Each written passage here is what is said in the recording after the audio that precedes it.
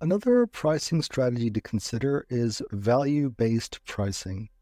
This is where a price that is set at a level that the customers perceive to be a good price compared to the price of other options.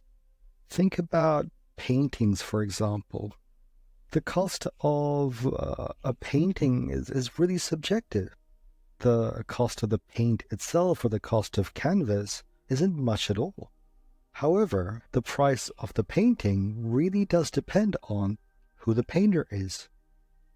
For most parts, Starbucks is a master of employing value-based pricing to maximize profits, and they use research and customer analysis to formulate target price increases that capture the greatest amount of consumers that are willing to pay without driving them off.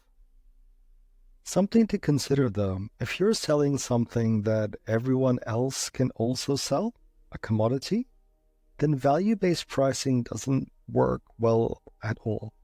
However, if you have a unique selling point, such as your brand name, or maybe you're the best in your field or your product is the best in its class, then this strategy works rather well. Geographic pricing. This is made up of FOB Origin Pricing. This stands for Free On-Board Origin Pricing, which basically means a pricing tactic that requires the buyer to absorb the freight cost from the shipping point. Freight cost basically means the delivery cost. So when you shop online, if it says delivery not included, then this is an example of FOB origin pricing. Uniform delivered pricing. This is a pricing tactic in which the seller pays the actual freight charges and charges every purchaser an identical flat freight charge, which basically means whether you live in the city or in the country, whether you live in Melbourne or Sydney, every customer basically gets charged the same amount of money. Zone pricing. Modifications of uniform delivered pricing that divides the total market into segments or zones and charges a flat freight rate to all customers in a given zone. A good example of this would be Melbourne's transportation network. Currently, we have Zone 1 and Zone 2. Did you know not too long ago there was also a Zone 3? However, to simplify the system, they converted everything to Zone 1 and Zone 2. Freight absorption pricing. A price tactic in which the seller pays all or part of the actual freight charges and does not pass them on to the buyer. A good example of this is when you're shopping online and the website or the application says free shipping. So basically, you as a customer don't have to pay for shipping, or do you?